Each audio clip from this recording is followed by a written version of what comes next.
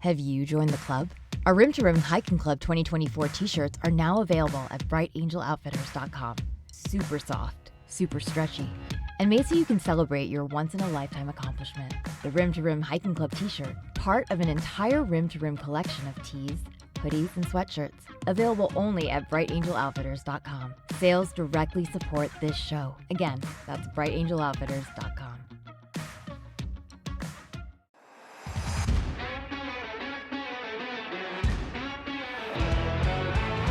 The traditional rim-to-rim season has come to a close. My name is Brian Special, and this is the Grand Canyon Hiker Dude Show presented by Bright Angel Outfitters. Now, I say traditional rim-to-rim season because hiking rim-to-rim is still possible all the way until December 1st.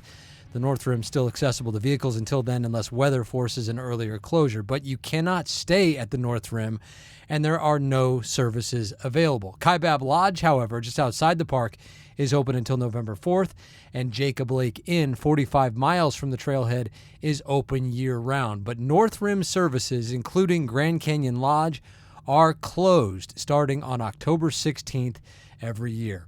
It was a rough season weather-wise, as record-breaking heat lingered all the way until the week of closing. The main reason we always say that if you can swing it, figure out how to hike rim to rim in November when the weather is nearly perfect. The heat is gone and the crowds are much more sparse. The logistics are a little bit tougher, but the payoff is even greater.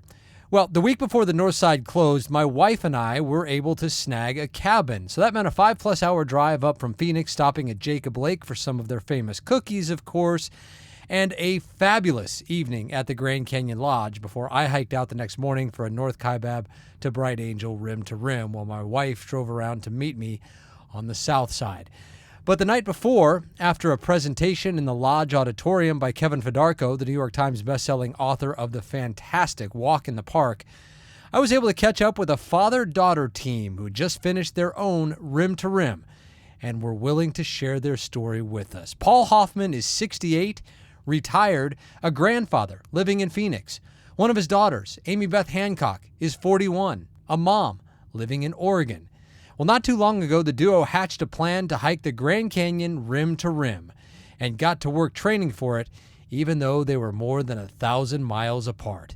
On October 10th, the heart of rim to rim season, and just 6 days before the North Rim would close for the season, Paul and Amybeth set out from the South Kaibab trailhead on the adventure of a lifetime, made all the better because they were doing it together.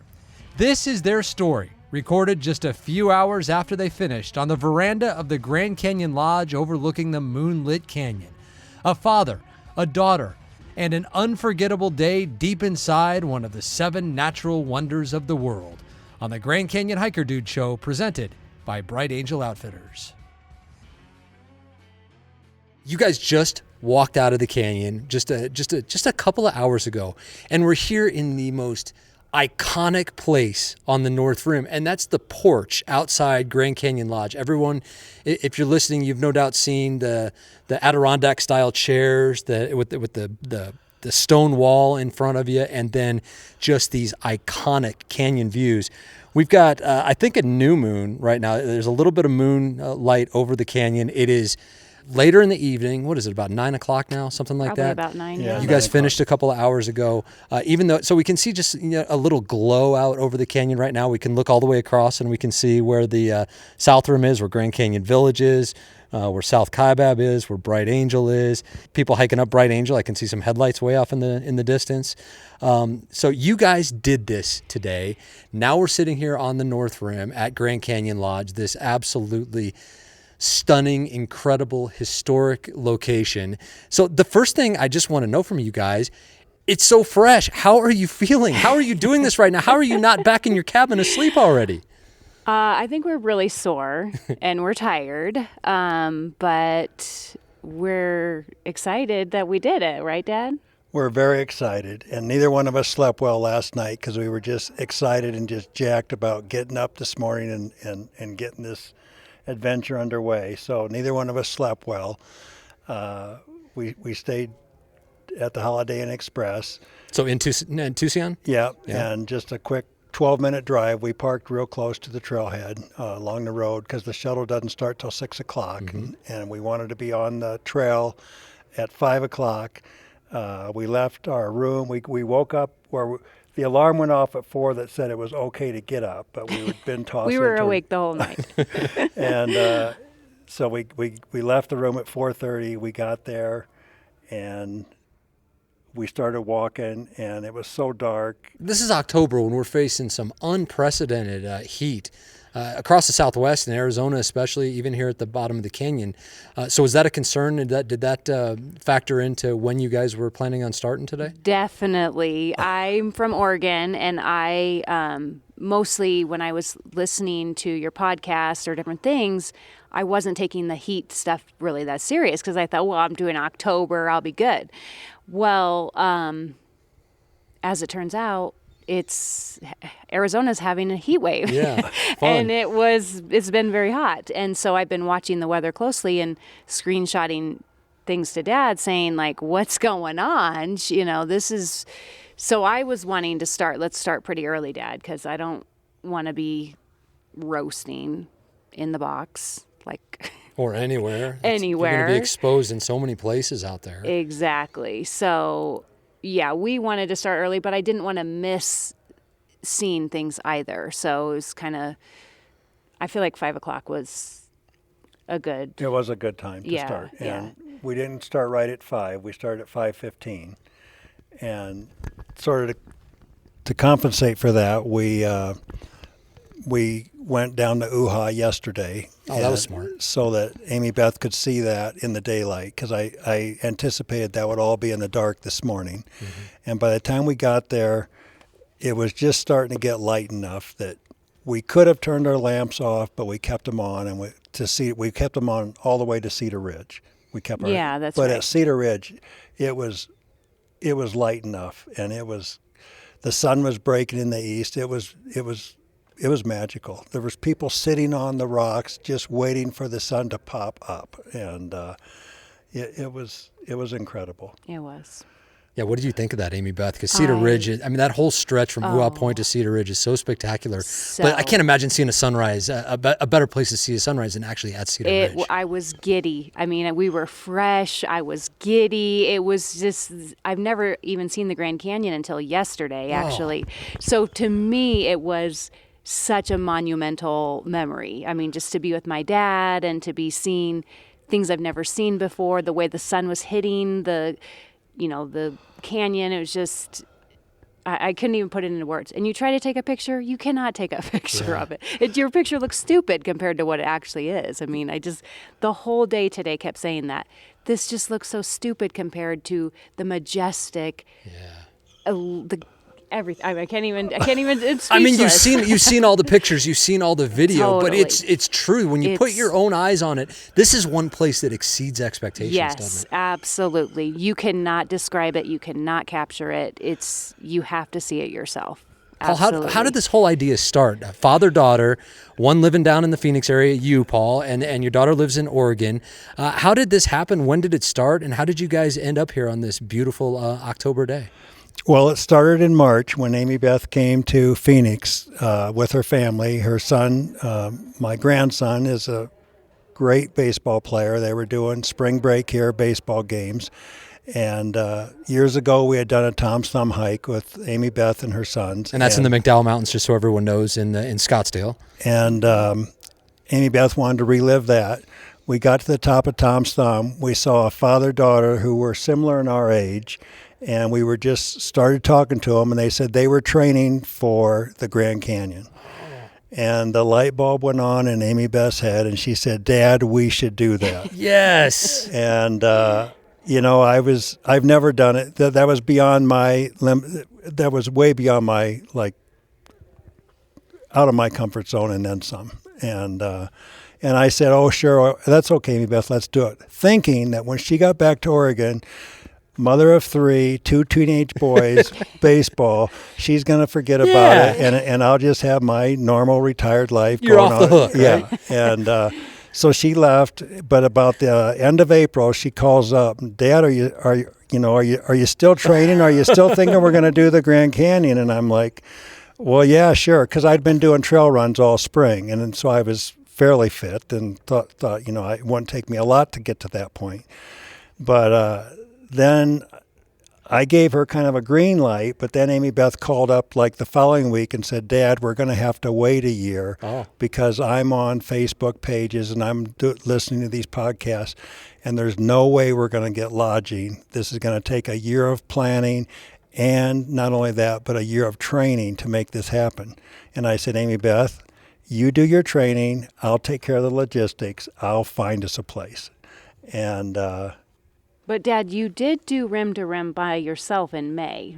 Well, okay, that was because Amybeth was a little bit snarky with me, as a 41-year-old daughter can be, and I said to her, because I live in Phoenix, it's hard to train in the summertime and to keep up the mileage and to do all that. I said, Amybeth, I'd really be better off doing it now than trying to do it in October, because I was doing trail runs all over the valley in the spring.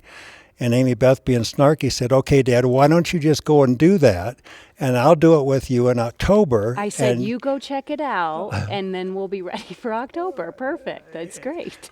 And then my smart aleck remark back to her was, you know what, I'll just do that. And so then I not only found lodging for this trip, because as you know, you don't get to decide when you do the trip. You have to your trip is sort of determined by when you can get lodging here to make it easy. So got lodging here. Somebody had canceled, and then I got somebody canceled in May, and I said, you know what, I've got a room in May, and I'm doing it. And I called you up, and I said... He was in shape. He was pretty good shape in May, and he did it by himself, solo rim to rim. And that was your first time? That was my first time, yeah. So very impressive, Dad. And he just got me more excited for it, really. And I was just like, we're doing it then, Dad. This is happening. Did that make you even more excited now that you've seen it, Paul? Now that you've done it, are you suddenly in May more excited for Amybeth to come because you just know that it's going to be an amazing experience for her? Oh, Brian, that was a process. I was by myself in May, and it was like 105 that day, and it was hot. And, that was, even though I'm in Phoenix, the heat in the canyon is different. I mean, it's never ending. It's just blasting you. Mm-hmm. And I was having a lot of toxic, negative thoughts creep into my mind. And as I was probably coming up to Cottonwood, I was saying to myself, I don't know how I'm going to break this to Amybeth, but I'm going to have to tell her, this is a one and done for me. I've done this once. I'm never doing it again. And I got past Cottonwood, and then I just kept, one foot in front of the other. And I went to bed that night still thinking, okay, I've done it. Amybeth was sort of the one who initiated this, but somehow I'm going to have to break it to her and probably break her heart that I'm not doing this. I woke up the next morning and I said, that was probably one of the hardest things I've ever done. Yeah. But I can't wait to do it again. Yeah. And I got on that shuttle bus, and we took the trip back, and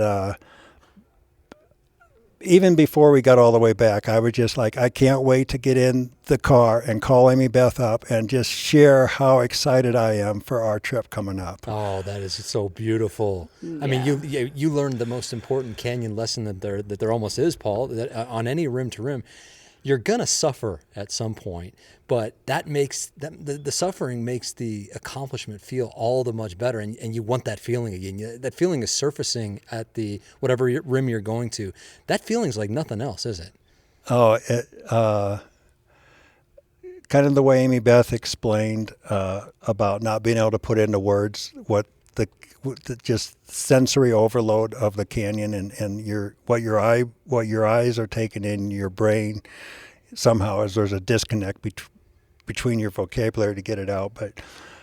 But yeah, the same thing. It was just like I can't explain how that happened, that I was so negative and so just really toxic thoughts going on in my mind. Like, what was I thinking? I have no play. There's no business for me to be out here, and this is the stupidest thing I've ever done.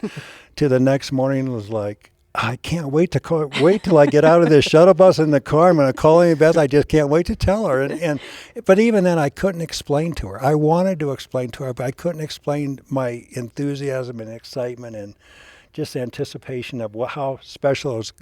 My 41-year-old daughter wants to spend time with me in the canyon, and we're training. She's in Oregon. I'm training in Arizona, but we're going to make it all come together right here at the Grand Canyon. And we did today, and what a fabulous, Yeah. He didn't even, so after that May trip when he did call you and couldn't put it into words, Yeah. I bet that just made it even more exciting to I you. was like just rapid firing questions and like wanting to know like, well, what's it like and and yeah, I mean, it made me excited. And then he had told me like I didn't know if I'd want to do it again, like I was struggling, and then so it kind of made me realize, I used to run marathons, so I understand that whole thing of like when you conquer a challenge and then you just are so excited to do it again. Like it just, something about it. It's kind of addicting.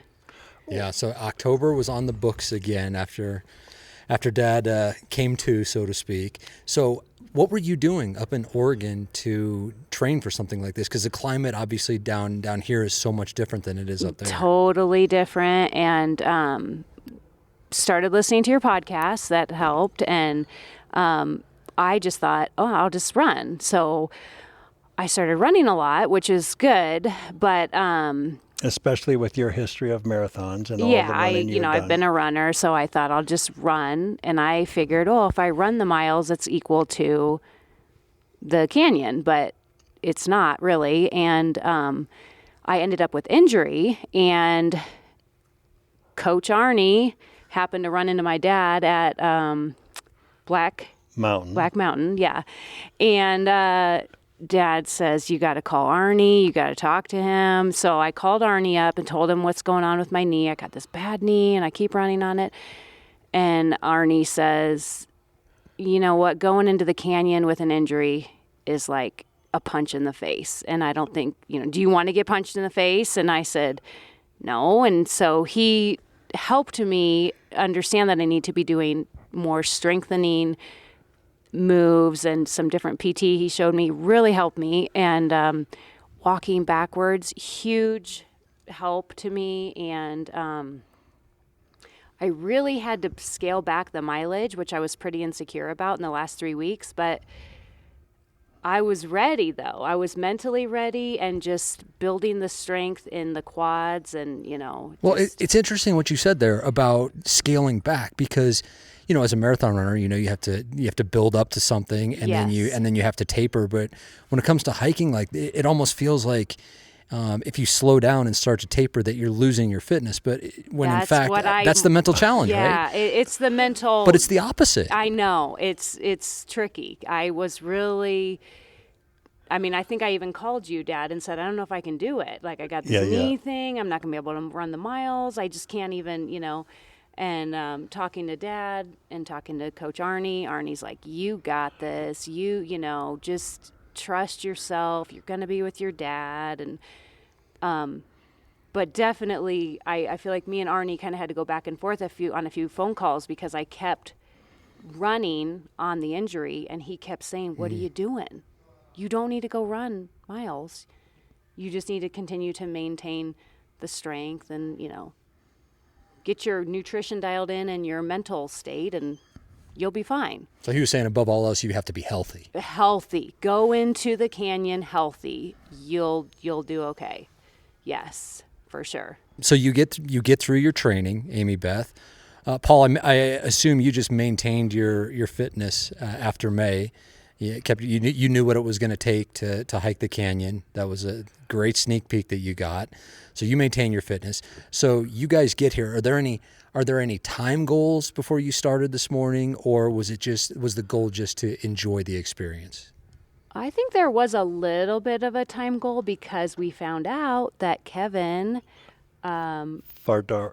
Fardarco, who authors the book A walk in the park. A walk in the park. And he was going to be here tonight giving a talk. And so that did put a little bit of a time, kind of like, okay, if we could be done for that, that'd be great. You guys knew that was at 7:30. Exactly. So yeah. 7:30. Okay, we got to be done by 7:30. And I had sent you a text that said the goal will be to be finished, cleaned up, and sitting in that auditorium at 7:30. Yeah, And exactly. you responded back, gulp. Okay.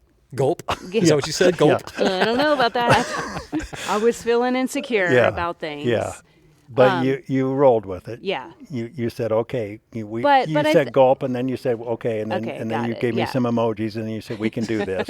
And Yeah, no, I But think that was our it was time a goal. it was a loose goal. I mean, it wasn't like if we didn't hit it, we weren't gonna. my goal was 12 hours because that was sort of where I was in May, and that was where I tried to, I guess, give Amybeth confidence that, look, we're not trying to set any, records on this. You can easily do 2 miles an hour, and that's what I kept saying to her. You can easily do 2 miles an hour. And we were doing way more than that. A good part of, once we got through Phantom Ranch, was coming up North Kaibab, Amybeth, she was setting the pace, and she was just on fire. We were moving. Well, then you guys must have done pretty good going down, because going down South Kaibab, if you've never done it before, it can take a lot out of you. Were you ready for that downhill? And when you got to the river, you got to Phantom Ranch, how were you feeling? I think we were ready. I mean, I felt good going down it. I was chipper. I was seeing so many cool things. A lot of adrenaline, huh? What is it after tip off? The green. You see all this green. The Colorado River. The flora. Is there so much green there's flora? so much green. I'm not kidding. We saw a green squirrel. There was a squirrel. They adapt. I'm not kidding. So it was so amazing, and I think that was just adrenaline. I was so excited, and then you start to see the bridges, the Colorado River, the tunnel, so I felt good, honestly. That felt pretty good when you got down to that river, didn't it? Oh, like you've so accomplished good. something. So awesome. Yes. Was it running green or brown today? Green. Oh, yes. Emerald green. Beautiful. I just kept saying the word emerald, emerald, emerald. Videos, podcasts, an ebook, and the Grand Canyon Shade Tracker. Be sure to check out all our completely free resources at brightangeloutfitters.com. Bright Angel Outfitters was born out of a love for the Grand Canyon and exists to help you hike your best hike. Find it all at brightangeloutfitters.com.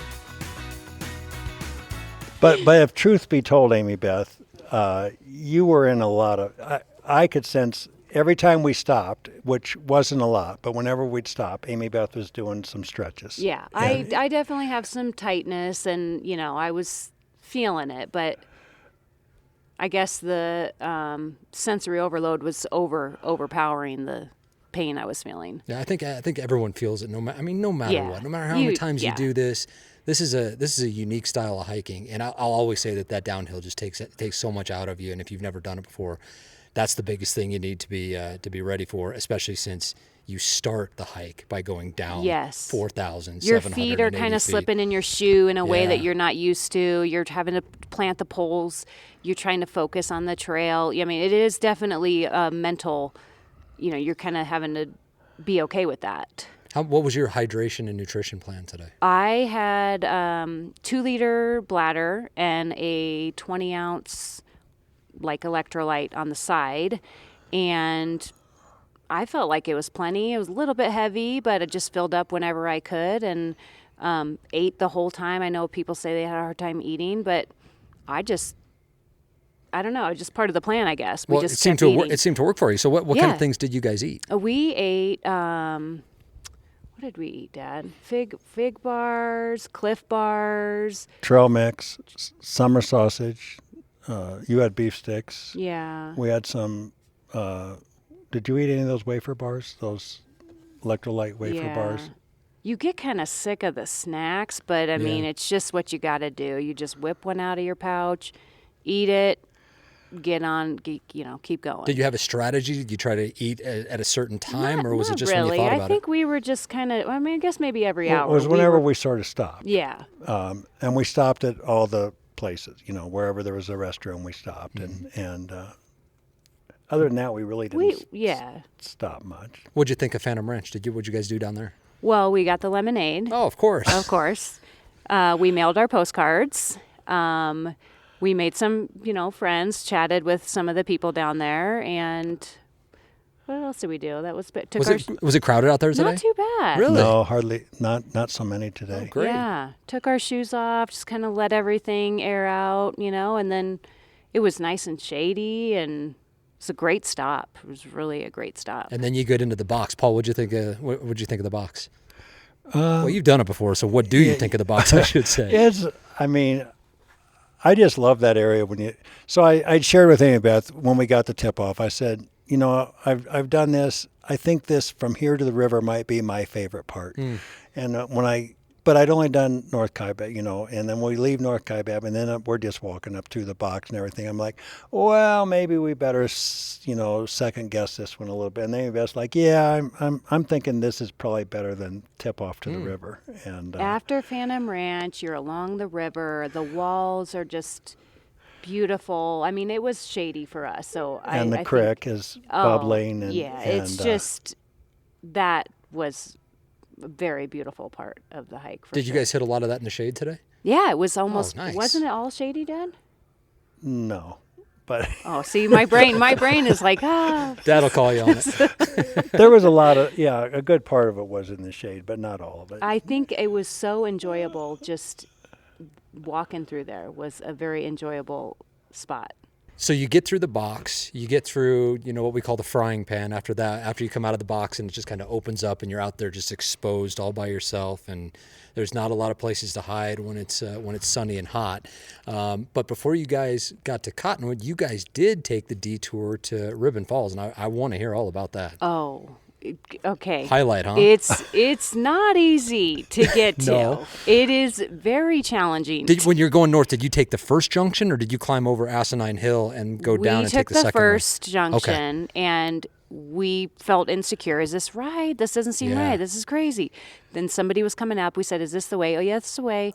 Keep going. Could you see it off in the distance? We could see it, but it's hard to get to, huh? It's still hard to get to, and it's not clear at all. There's several different paths. There's not one clearly well-defined path. There's several paths. I've been reading people getting so frustrated lately with that it's taken them so much time to find it, and some just give up. It seems like it would be easy, but it's just a maze out there, huh? We made it, and I enjoyed it. I took off my shoes. I was so hot. I mean, that frying pan. I didn't know it was called the frying pan. That makes sense because it's very hot in there. So I just immersed. I mean, I just went in, just enjoyed that cold water. So peaceful back there. And I think that really rejuvenated after being so hot in that open air. Then that just kind of gave us the final, to get to, where was the next stop? We took Cottonwood after that? Mm-hmm. Yeah. Must be, Cottonwood, because So then we had to hike out, figure out our way out. We get to where the bridge used to be. I'm like, people go down right here? I mean, it's just crazy. Yeah. So we went around and did it a pretty safe way. And I enjoyed it a lot. I don't know, Dad, if Dad enjoyed it as much as I did. But did you bring water shoes, or did you get your feet wet? I did not get my feet wet. I just took the shoes off and just went in barefoot. Because there's no other way around it, is there? You're gonna get your feet wet no matter what. Yeah, the creek. We just tried to tiptoe across the best we could. I think our shoes both got a little wet, but not as much as you would have thought. Because I'd read about people that if you're going over there, you're gonna have to go through the creek. Your shoes are gonna be wet. So we brought extra socks. We're gonna change socks and have fresh socks. They're actually, where we chose to go across the creek, there was pretty good stepping stones. Yeah. The one place Amybeth was leading, and it was about a 2.5 or 3 foot jump from the middle of the creek to the other side. I saw her do it, and I thought, I don't know if these 68, almost 69-year-old legs can stand in the middle of that creek and jump that far. And I did not want to get wet, but I made the jump, and actually my shoes I barely. You didn't get it all, because mine were a little wet. But I didn't have wet socks at all, so that's why I chose not to get in the water or do anything Yeah. there at Ribbon Falls. But no, Amybeth, I enjoyed it, and I think you might be picking up. I had reservations about going there just because I didn't want to spend the extra time to go to Ribbon Falls. Because it does feel, especially when you're frustrated trying to find it, you're thinking, I'm wasting all this time. So I don't know. I wouldn't know if I would recommend people doing that unless they kind of know what they're doing, to be honest. Like, it's a little tricky. Yeah. Okay. So you guys the bridge will be back up hopefully within the next few months, and hopefully at least by this time next year. That would make it the a bridge lot will easier be for the people. The funding for that has been approved. The Cool. survey work has been done. And that thing's going back up, and that'll make life so much easier for everyone. So you guys get back onto North Kaibab, you get through Cottonwood, and then you get to Manzanita, which is my favorite rest area on all the corridor trails. What did you do at Manzanita? Because that's really the last place where you can kind of chill and relax, and there are toilets there, and you can access the creek if you need to. There's water, there are picnic tables. It's shaded. It's just a beautiful, beautiful spot. That is the best stop. I agree. It is, isn't it? And you have to rest there because the second you step off back onto the trail from there, you're going straight up. So I didn't quite realize, and I was saying to Dad, what do people say this is so hard, rim to rim? This I feel so good. She tempted fate, Paul. Yes. This just feels like when does this start to get hard? Like, this is, and Dad's kind of like grinning, like, yeah, okay. And so I didn't realize we were about to start the real work. The challenge, yeah. Because it really is, after that, it's pretty hard. Yeah, did you guys rest and recharge at Manzanita? We rested. We used the bathrooms. We got our water. I think we wet our shirts again, or we did, something. but I don't. We took about 20, almost 30 minutes at Cottonwood. So you set a fast pace coming out of there, and when we got to Manzanita, we didn't spend a lot of time because we had spent so much time at Cottonwood. Yeah. We spent about 15 minutes nice there. stop, yeah. I mean, we had our packs off, and we went through our packs, and we both snacked. Yeah. And we drank, and we recharged with electrolytes in that, and then we took off. And that's one thing to keep in mind for folks who are going in this direction, that you can stop at Cottonwood, but it's only about 1.4 more miles to get to Manzanita. And in my opinion, Manzanita is the place if you're gonna chill for a while and rest and recharge. It's a better place to do it than Cottonwood, just because of all the reasons that. There's not really tables at Cottonwood, or it's just not as. If you can wait till Manzanita. Yeah, for and sure. I would agree. Having done it twice, I would agree with that. But we had said when we left Phantom Ranch that we were going to have sort of a dedicated rest at Cottonwood. But the next time I do it, I would do it exactly the way you say, Brian. Okay, so you guys start going uphill. You leave Manzanita, and it's like, Amybeth, hey, North Kaibab saying, hey, here I am. Then I'm saying, okay, it's a little hard, and we keep going. You see Roaring Springs off to the right? That's Roaring pretty neat, Spring. Right? Oh, that's so cool. And as you're climbing, it's getting more beautiful too. I mean, it's very challenging, but you just can't even describe how you are on the side of this cliff.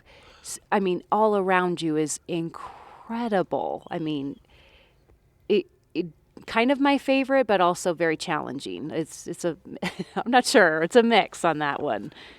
And Amybeth was kind of trying to look out for me. I'm kind of trying to look out for her. And so she's setting the pace, but she's checking in with me all the time. You doing okay, Dad? You doing okay? And I'm like right shadowing her, and I'm like, yeah, we're going. And I don't know if she's wanting to break because I can tell her hips bothering her.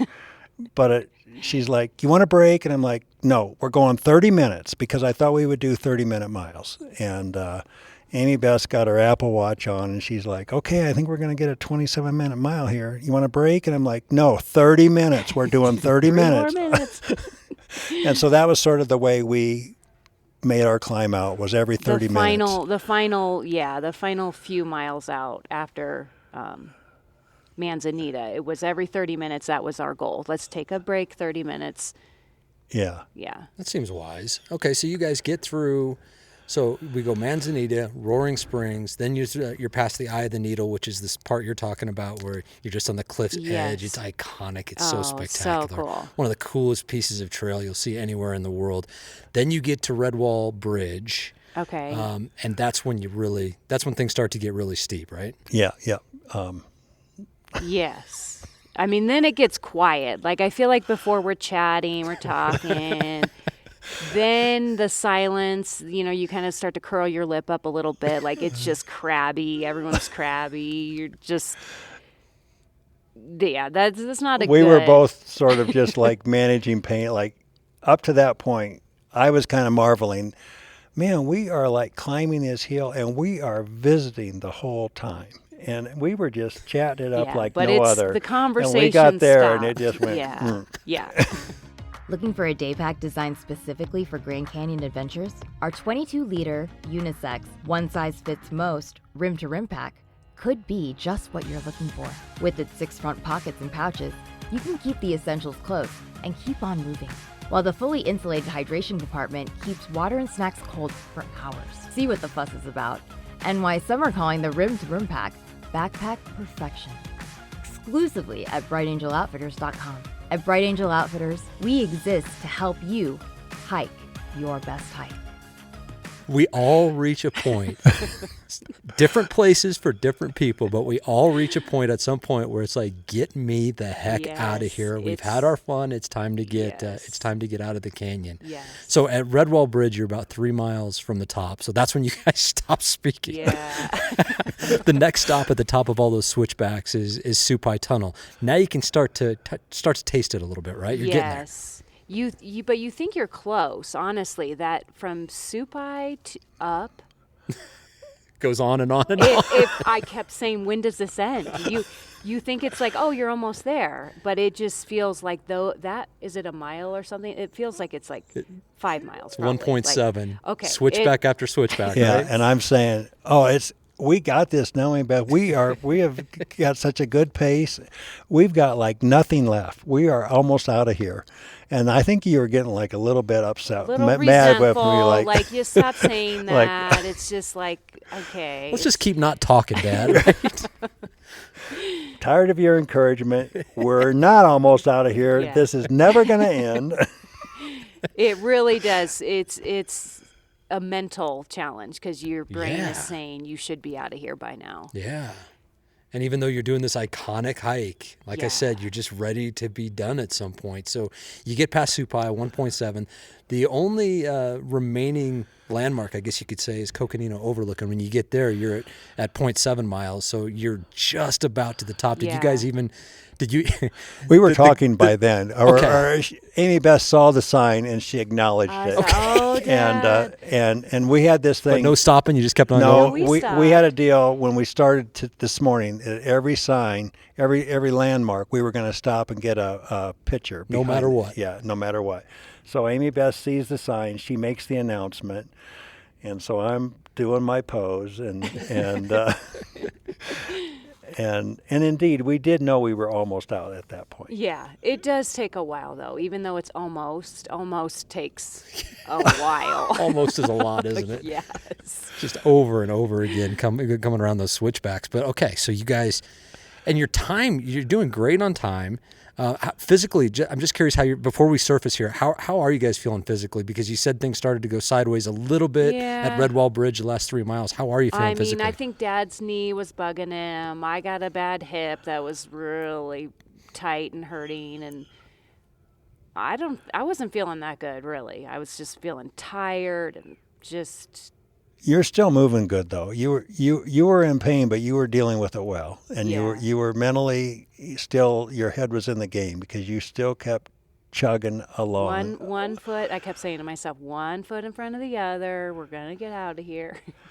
and but- then eventually you do. We do, Right? you So And then- what is that walk feeling? up. What was that feeling Well, like, Paul? Amybeth, you talk about it when we saw the trailhead because I mean how did you feel when we I finally came around said, that corner? Okay, I see. This is actually the end, and you definitely get a little boost. You walk just a tiny bit faster as you walk to that final walk up, and then you're just there. I mean, it's just not that many people are there.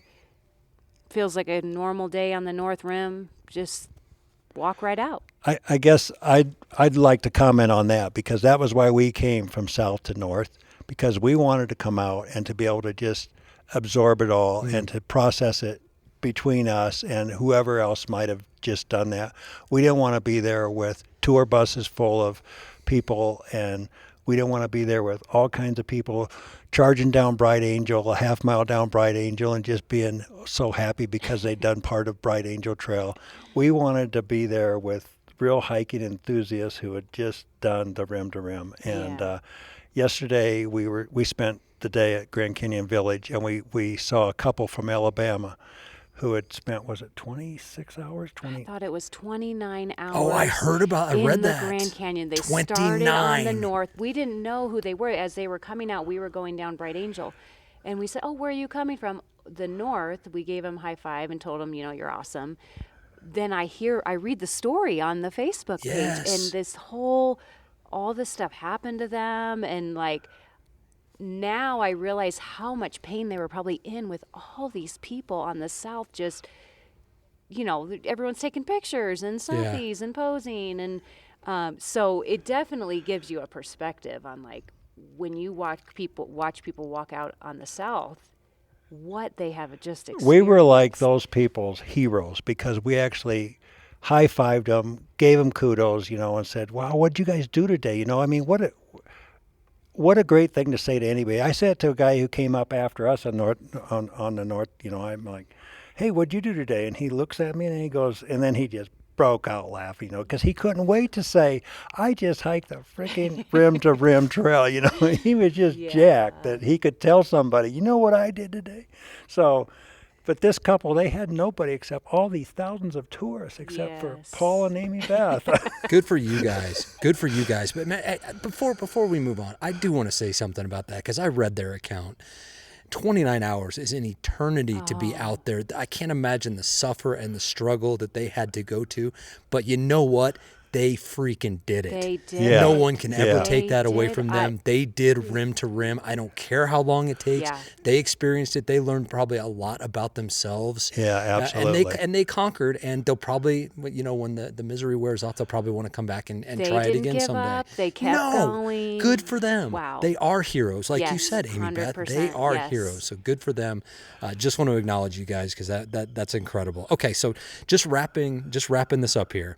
Amybeth, I know you haven't had a lot of time to reflect, just a couple of hours here. But so far, what is the reflection? Doing something like this with your dad, doing an iconic hike like rim to rim. What was this experience like? I would say, doing something challenging along with my dad is just such a monumental memory for me. Just means the world to me that we're both healthy and strong and we can do it, and we can support each other and cheer each other on. And I would love for my kids to experience this with their grandpa. I just kept they have thinking to that come today. back. I They got to have bring to. my kids down here. Yes. And I'm just so thankful. I think that's the word, is thankful and gratitude for this canyon, but also health and the ability to do it, and just our relationship that we have, that we can share this and call each other and talk to each other. And I just couldn't ask for anything more, Dad. And Paul, for you, it gives me the chills just listening to Amybeth talk about that. But I know for you, being able to share something like this with your daughter wants to take all this time and share this amazing life experience with her dad. Man, that's almost an emotional thing to say. It's got to mean the world to you. Well, it's a little bit like the canyon. It's pretty hard to put into words exactly what it does mean to me. But Amybeth was the kid who 26 years ago asked me to go to a rock concert with her, and so here she is 26 years later asking me to do the Grand Canyon, and now I'm getting emotional because it's like, how many fathers have a daughter who, when they're 14 years old, will ask them to take them to a concert, but then when they're 41 years old, she's got a busy life. She's got 2 teenagers, 1 little girl, baseball every day. Just a really busy lifestyle, and yet she's going to carve out time not to do the Grand Canyon today because this is the easy part. She carved out time to train. That's the hard part of the rim to rim, is the training that has to go into it, and your mental capacity, and she's committed since March. She's been committed to doing this, and what a sacrifice that she gave me to thank you. Yes, Dad. What a life experience, you guys. Yes. I'm so happy for you. I feel proud for you guys. Just happy for you, and I thank you so much for taking this time, because I know how awful you can feel when you finish a rim to rim, and you guys still look great. You just finished a couple hours ago.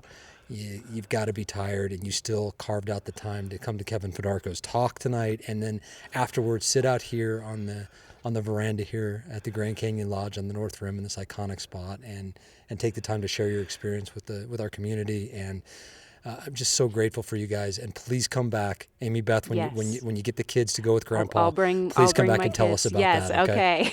Thank you guys so much for your time. Well, Brian, I want to thank you, because your podcast really, I guess, empowered me and gave me a lot more strength. Just training tips. Amybeth knows that when I'm out in the desert training, that I don't like to listen to. Like, I like to be there and present and do my own thing. And I don't typically, but she would send me these things from your podcast. Dad, you got to listen to this one. Dad, you got to listen to this one. And they made a world of difference, and they made today's hike so much easier. Because in May, I just trained. It was self-training. It was just more miles than it wasn't. And your podcasts have made a world of difference in my life for making this today. Yeah. This isn't a one and done for me today. I can't wait to do it again, because I feel so great from listening to your podcast. Well, thank you so much for saying that. I appreciate that. But believe me, you guys are the ones who are the heroes. So thank you so much, guys. Yeah, our pleasure. Thank you, Brian. That's Paul Hofmann and Amybeth Hancock. All right, you guys are not going to believe this. You just heard Paul say that this was not a one and done for him. Well, he might just have caught the canyon bug worse than anyone I've ever known of, because just 6 days after our conversation, just 6 days, Paul was back for a rim to rim, north to south, a night at Bright Angel Lodge, and then another rim to rim back to the north side the next day. So a rim to rim and a rim to rim to rim in the span of 7 days at 68 years old. How inspiring is that? And what's that say to you? You can do it too. If you're in the I'm just thinking about it stage, well, maybe let this be the inspiration to push you over the top. Paul and Amybeth are the perfect rim-to-rim success story, because they took it very seriously. They did their homework, they did their physical preparation, and ended up with the experience of a lifetime, which apparently Paul is hell-bent on recapturing on a weekly basis. Go, Paul. But for the rest of us, our post-canyon experience can be somewhat jarring, especially mentally. Sometimes there can even be a canyon hangover, almost a depression that sets in after such a lofty accomplishment, and especially after all the preparation it took to do it. It might have you asking yourself even, what's next? And that's what Coach Arnie talks about in this week's training tip. Hey guys, this is Coach Arnie with another Grand Canyon tip of the week. Thank you, Brian, for allowing me to come here and share some wisdom with everybody. And here we go. What's next? Such a great question. Thanks, Sonia Cushing, for sharing that question with us. Here's why. It's the Grand Canyon. Yes, one of the 7 wonders of the world, and you survive and hopefully thrive. So here's your Coach Arnie tip of the week. As my coach 50 years ago told me, always ask what's next, whether it's someone who's helping you or it's you. I believe if you become healthy and fit, your what next will be something great. Don't be afraid. You can do it. Heck, you just did the Grand Canyon. So there you go, guys. That's your tip of the week. Think about it. What's next? All that training you did, all the coaching you received, all the research you did, and then you did the thing, the event in the Grand Canyon. Now ask yourself, what am I going to do with all this fitness, all this health, all this knowledge. Take a few minutes, take a deep breath, and think about it. What's next? And if that what's next is asked of who's helping you, or it's of you, as I said, think about it, come up with your answer, and then start working towards that. Because you know what? You can do it. I love you guys. This is Coach Arnie, and have a great, great rest of your day. And of course, what I've found is the best way to deal with a canyon hangover is to start planning your next adventure, like immediately. I know a lot of you are doing it because that's what you're saying in your trip reports in the Grand Canyon Hiker Dude Show Facebook group. So Coach Arnie knows what is up. That's Coach Arnie Fonseca Jr., our own exercise physiologist, taking on the mental side a little bit this time. His contact information is in the show notes, and you'll also find him in our Facebook group, along with me and just about everyone who's ever been a guest on this show. We are all there to help. That's the Grand Canyon Hiker Dude Show's private Facebook group. What are you waiting for? Please go join today. All right, that's it for now. My name is Brian Special, encouraging you, as always, to go hike the canyon. Take that first step. Embrace the journey. And when you get there, whether it's for time goals or taking your time, just hike your own hike and savor every magical step in a place relatively few will ever step inside. We'll see you next time on the Grand Canyon Hiker Dude Show, presented by Bright Angel Outfitters.